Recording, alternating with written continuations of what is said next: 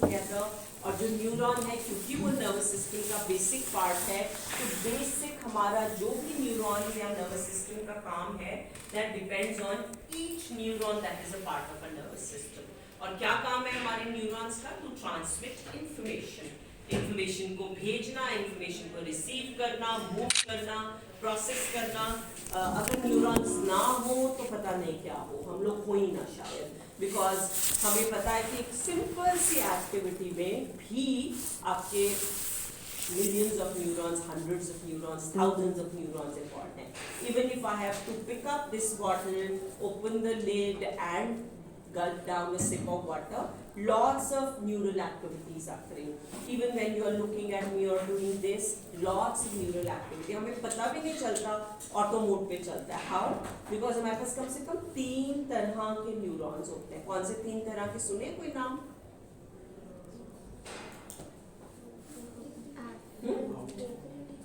Yes, efferent different भी बोलते हैं. और भी कुछ सिंपल और भाषा में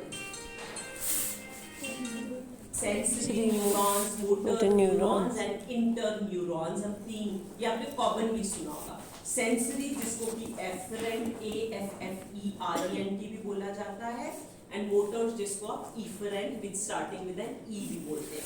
लेकिन सेंसरी न्यूरॉन का काम क्या है कि आपकी इंफॉर्मेशन जो आ रही है उसको आपके सेंस ऑर्गन्स जब तक देखेंगे नहीं, सुनेंगे नहीं, स्मेल नहीं करेंगे, it can't enter your system.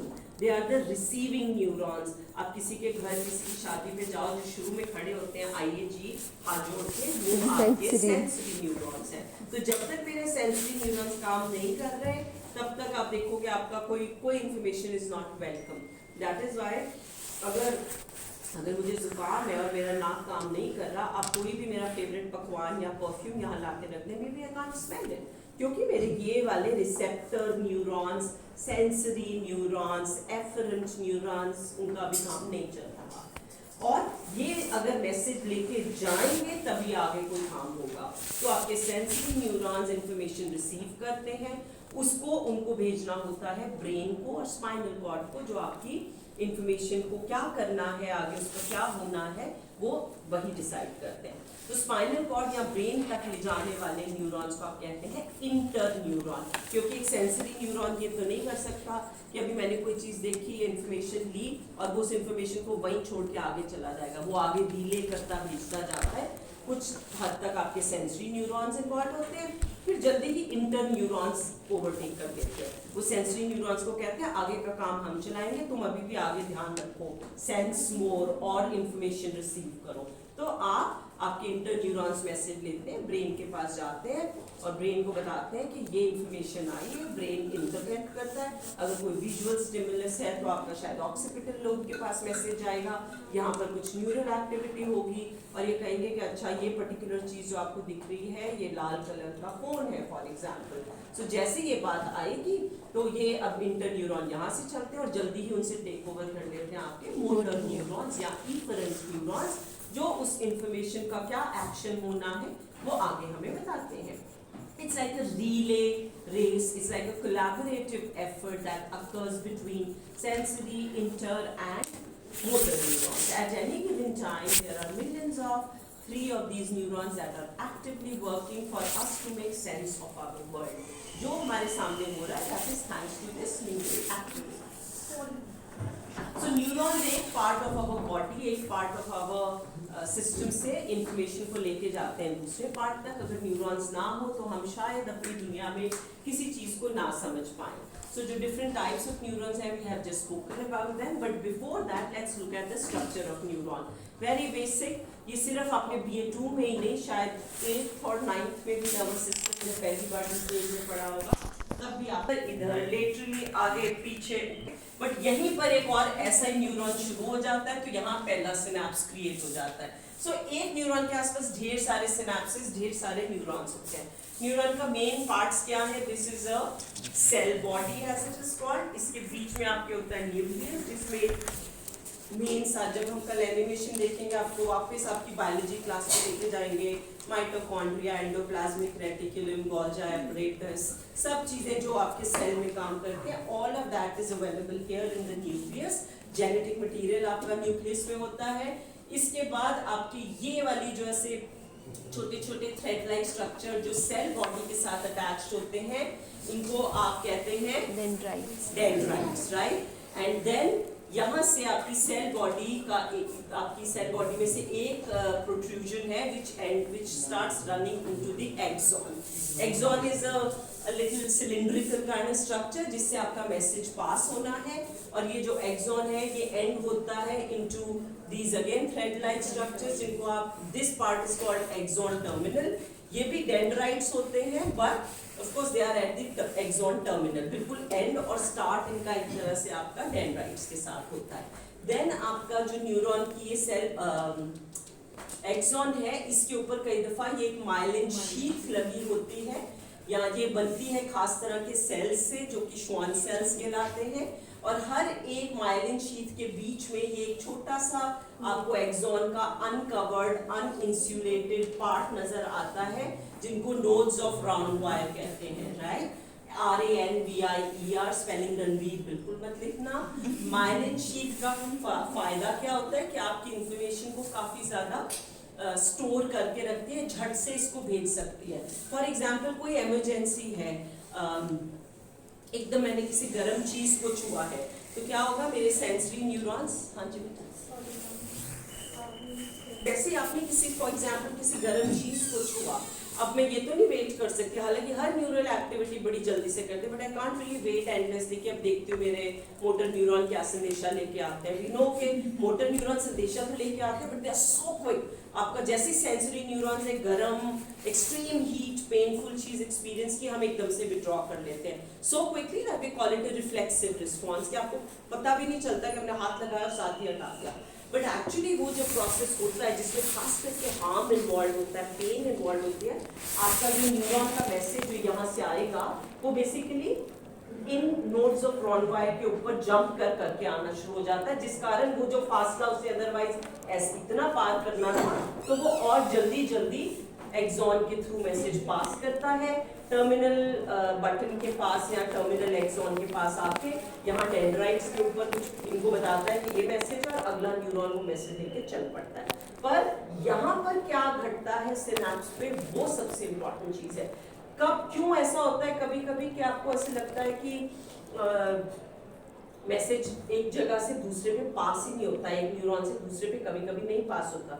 For example आपने कोई दवाई अगर खाई हो, अगर आपको फॉर एग्जांपल एलर्जी हुई है और आपने कोई एंटीहिस्टामिन ड्रग लिया है, जनरली जब आप एंटीहिस्टामिन ड्रग्स कोई भी खाते हैं एलर्जी वाले, तो आपको ऐसे लगता है कि आप थोड़ा सा ज़ॉम्बी टाइप हो जाते हो, यू आर काइंड ऑफ, जब लोग ड्रग्स लेते हैं तभी भी ऐसा होता है, आपकी न्यूरल एक्टिविटी पे असर होता है। जो मैसेज यहाँ से यहाँ तक पहुँचता है, आपके जो बेसिकली इधर पे बहुत सारे न्यूरोट्रांसमीटर्स में रिलीज होना होता है, जो नॉर्मली होना होता है वो नहीं होते हैं, जिसके कारण आप एक ऐसी स्टेट में रहते हैं जहाँ आप इंफॉर्मेशन शायद रिसीव तो करते हो पर प्रोसेस करके उसके ऊपर जल्दी से एक्ट नहीं कर पाते, and then you just say that I think I am not feeling too good, या मुझे आज समझ नहीं आ रहा, आई कांट मेक सेंस। बहुत दफा आप ड्रग एडिक्ट्स को भी देखेंगे, they really are kind of in a state में, I generally use the word zombie, और आपको बहुत सारे ड्रग एडिक्ट्स आपको पहचाने भी इसीलिए जाते हैं because you can see it in their eyes, they are just kind of looking in a blank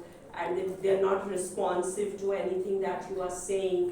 Actual impact is on the लोग नशा करते इसलिए क्योंकि नर्वस सिस्टम या बहुत सारे न्यूरोट्रांसमीटर्स की क्वांटिटी ज़्यादा या कम जो होती है उसके कारण उनको a sense of pleasure और a sense of pain और a sense of whatever experience होता है। So it's very important to understand कि ये जो न्यूरल फंक्शनिंग है ये प्रैक्टिकली आपकी लाइफ में, जिसको फ्रॉइड ने कहा था कि all our life is driven by the pleasure principle, primary principle of pleasure, जिसको कहा था कि हम क्या चाहते हैं hedonism में कि मेरे को pleasurable चीजें अच्छी लगती हैं और पेनफुल चीजों को मैं अवॉइड करना चाहती हूँ, यही था hedonism। अगर आप देखेंगे hedonism भी सबसे ज्यादा ऑपरेट होता है because of the functioning of nervous system. हमारा नर्वस सिस्टम जब तक तो हैप्पी हार्मोन्स प्रोड्यूस करता है, उन न्यूरोट्रांसमीटर्स को प्रोड्यूस करता है जो आपके मूड के अपलिफ्टर्स होते हैं, तब तक सब ठीक लगता है। जैसे कॉर्टिसोल प्रोड्यूस होना शुरू होता है सारी गड़बड़ हो जाती है। जब कॉर्टिसोल प्रोड्यूस होगा आपके कोई भी न्यूरोट्रांसमीटर सही से फंक्शन नहीं करेंगे, स्ट्रेस इतना बढ़ जाएगा कि आपको मेमोरी ब्लैंक होगा, आपका basic sodium potassium pump in place नहीं होगा, बॉडी के अंदर न्यूरॉन्स के अंदर जो चार्जेस हमें चाहिए positive negative polarization hyper polarization वो कोई चीज इन प्लेस नहीं रहती. So that is why it's so important to, और अच्छी चीज I think I just want to spend a minute on that. हालांकि हम जो भी पढ़ रहे हैं वो बिल्कुल अलग है. हम सब नर्वस सिस्टम एक्साइटेशन वाले हार्मोन्स जो आपकी परफॉर्मेंस, आपकी मेमोरी, आपकी न्यूरल एक्टिविटी सब चीज़ों को हेल्प करेगा. सो अ लॉट ऑफ, हम कह देते हैं नर्वस सिस्टम बड़ा ही फिजियोलॉजिकल आइडिया है, yes it is, but the whole idea of NLP neuro linguistic programming आया यहीं से है कि आप अपने नर्वस सिस्टम पे पूरा असर डाल सकते हैं by the way you talk and the way you kind of focus on your body language. So both these things are very important. तो ये न्यूरॉन का डायग्राम है, बहुत बेसिक डायग्राम है. अगर आप इसको डीपोलराइजेशन सुनिए आप लोगों ने दो terms, are you very clear what they are? No, can't remember. Because what happens is कि हम जब ऐसा जल्दी जल्दी पढ़ लेते हैं हमें लगता है अच्छा ओके पोलराइज, फिर लगता है पोलराइज हुई थी कि डीपोलराइज हुई थी, कब मैसेज चला था. बिल्कुल एक सिंपल एनालॉजी के साथ आप समझें.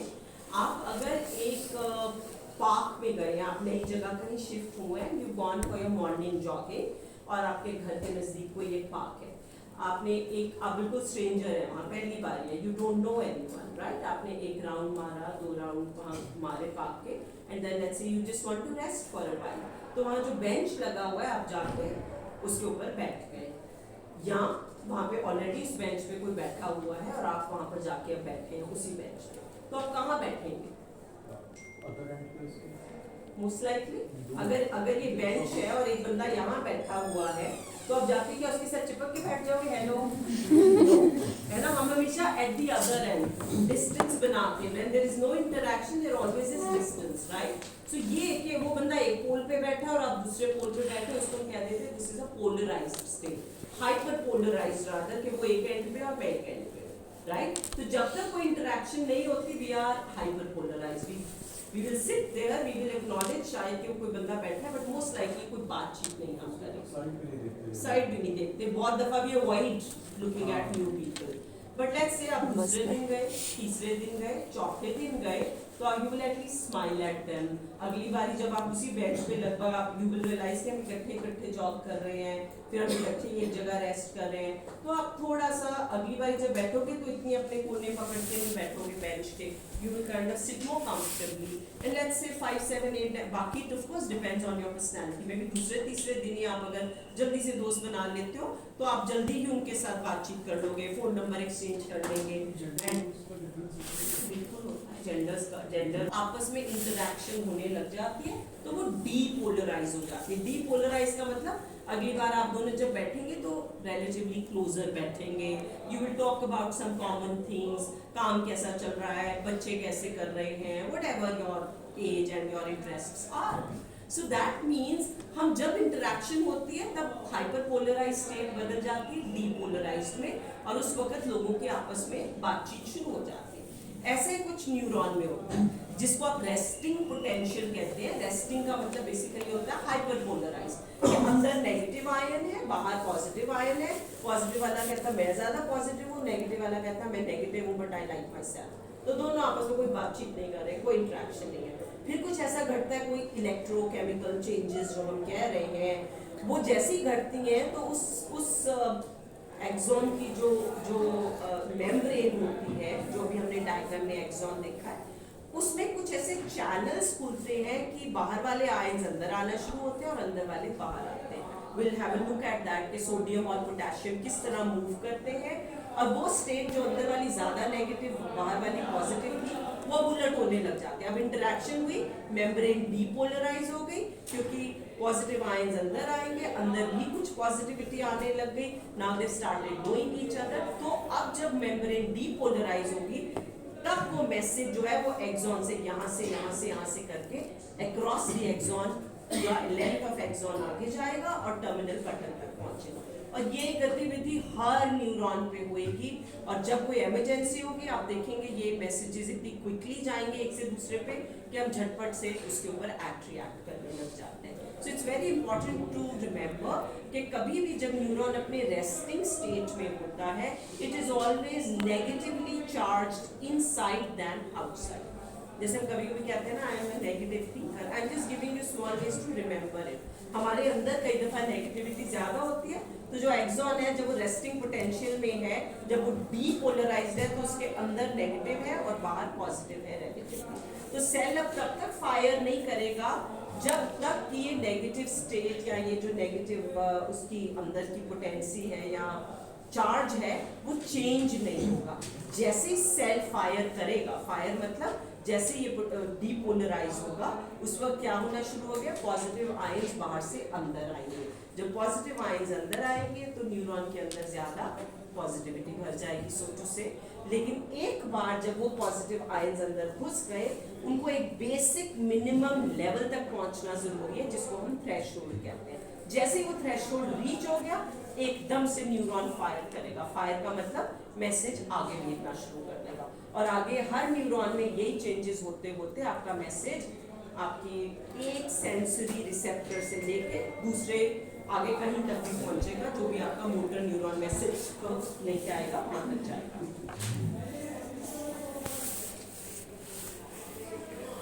बट सिनेप्टिक क्लेफ्ट, सो इस गैप के ऊपर न्यूरोट्रांसमीटर कैसे एक न्यूरॉन से दूसरे न्यूरॉन पे जाते हैं वो बहुत इंपॉर्टेंट है। और न्यूरोट्रांसमीटर्स जो हैं उनको मैक्सिमम प्रॉब्लम्स और मैक्सिमम खुशियों के लिए रिस्पॉन्सिबल है। मतलब ज्यादा हो जाए तो आप हद से ज्यादा गुजर सकते हो, कम हो जाए तो भी काफी गड़बड़ हो सकती है। इसीलिए the way to maintain your nervous health, neural systems health and your own health is to eat well. आप जब स्लीप डिप्राइव होते हो आप में डोपामिन कम होता है, सेरोटोनिन कम होता है, सब कुछ कम होता है। आपने खाना नहीं सही से खाया होगा तब ये तीनों होते हैं। एक्सरसाइज नहीं की होती तब ये तीनों के लेवल गड़बड़ होते हैं। विच मीन्स तीनों को कंट्रोल करना हमारे हाथ में है। कभी करके आपको बचपन से balance diet, early to bed, early to rise, exercise, ये तीनों चीज़ों का पार्ट कितना पढ़ाया जाता है। लेकिन कुछ चीज़ें हैं जो जनरेशन आफ्टर जनरेशन नहीं बदली है। अभी भी मैं कितना भी एक्सरसाइज कर पाऊँ या ना कर पाऊँ पर अपने बेटे को पूरा लेक्चर दे सकती हूँ कि ऐसा करना ज़रूरी है। आप लोगों को ज़रूर बार बार बताती हूँ कि तीन चीज़ें, because I think when one has turned into let's say schizophrenic और पेशेंट ऑफ डिप्रेशन, तब उसका रिवाइवल आपको दवाइयों के साथ करना पड़ता है। पर नेचुरल अपनी हेल्थ को, मेंटल एंड फिजिकल हेल्थ को मेंटेन करने के लिए are routine efforts which is not even going out of our way. So following those habits is very very important. So it is seen जो synaptic cleft है उसके ऊपर neurotransmitters की जो गतिविधि है वो सबसे ज़्यादा इम्पॉर्टेंट है। जो भी एक मैसेज आया है एक न्यूरॉन की एक्सॉन से पार होके डेंड्राइट्स तक, अब डेंड्राइट्स में वो न्यूरोट्रांसमीटर्स छोटे छोटे वेसिकल्स में, छोटे छोटे पाउचेस में बंद होते हैं। जैसे ही मैसेज आता है कुछ ऐसा घटता है कि वो अपने पाउच को ब्रेक करके उस मैसेज को लेके न्यूरोट्रांसमीटर अगले न्यूरॉन के डेंड्राइट्स पे जाता है, और कई बार वो न्यूरोट्रांसमीटर वहीं से वापस आके अपने ओरिजिनल न्यूरॉन में घुस जाता है, कई बार वही आगे मैसेज लेकर जाता है। सो ये सारी चीज़ें डिसाइड करती है कि ये न्यूरोट्रांसमीटर मेरी बॉडी में बढ़ेगा कि घटेगा। अगर डोपामिन बहुत ज़्यादा बढ़ जाएगा तो I will have symptoms of mania, I will have lot of issues जिनके कारण मुझे प्रॉब्लम हो जाएगी। सो इसलिए हमारी बॉडी का इतना ब्यूटीफुल मैकेनिज्म है, जिस भी भगवान ने, जिस भी एनर्जी ने बनाया, I think it is phenomenal कि वो वापस जब मात्रा बढ़ने लग जाएगी डोपामिन की तो हमारी बॉडी का एक मैकेनिज्म बंद हो जाएगा और वो उसी के साथ काम चलाने लग जाएगा कि हम और डोपामिन प्रोड्यूस ही नहीं करेंगे, और जब घटेगी तो ज़्यादा डोपामिन बनने लग जाएगा कि हम एक ऑप्टिमम लेवल लगा। ये सारी चेंजेस नर्वस सिस्टम कंट्रोल करते हैं, न्यूरोट्रांसमीटर्स का कितना होगा कितना नहीं प्रोड्यूस होगा, और सिनैप्स पे ये गतिविधियाँ घटती हैं। इस करके synapse becomes a very important site for our cognitive functions, especially memory that we are going to talk about here. So neurotransmitters जो है वो अपने अपने छोटे से वेसिकल्स में होते हैं। Vesicles are the small little vessels, और जब भी कोई मैसेज एक्सॉन के बाद टर्मिनल बटन पे जाता है तो वहाँ पर अगेन कुछ केमिकल एक्टिविटी होती है जिसमें कैल्शियम आयंस बहुत इंपॉर्टेंट रोल प्ले करते हैं। सो कैल्शियम आयंस जो हैं वो terminal button is that last section of your axon जो टर्मिनेट करता है वहाँ पर टर्मिनल बटन में आपके कैल्शियम एक्सॉन्स अंदर जाते हैं। वहाँ पर कुछ खास कैम के करके प्रोटीन मॉलिक्यूल्स हैं जिनकी भी हम बात करेंगे लॉन्ग टर्म पोटेंशिएशन में। वो वहाँ जाके उस पर्टिकुलर प्रोटीन मैकेनिज्म को या प्रोटीन को एक्टिवेट करते हैं और उसकी एक्टिवेशन के बाद न्यूरोट्रांसमीटर उस मैसेज को लेकर अगले न्यूरॉन पे जंप करता है। तो जो पहले वाला न्यूरॉन जिसमें न्यूरोट्रांसमीटर के पास मैसेज गया उसको आप कह देते हैं प्री साइनेप्टिक न्यूरॉन, और बाद वाला न्यूरॉन जिसको सिनेप्स के बाद मैसेज मिल रहा है उसको आप कह देते हैं पोस्ट सिनेप्टिक न्यूरॉन। मैं ये इस करके बड़ी बेसिक सी टर्म्स है जो शायद डायरेक्टली आपको क्वेश्चन आए ना आए, बट वाइल राइटिंग और वाइल अंडरस्टैंडिंग आपको इन टर्म्स की क्लैरिटी जरूरी है। प्री न्यूरॉन जो फायर कर रहा है, पोस्ट सिनेप्टिक जो न्यूरॉन मैसेज रिसीव करेगा प्री सिनेप्टिक से। So these terms are very important.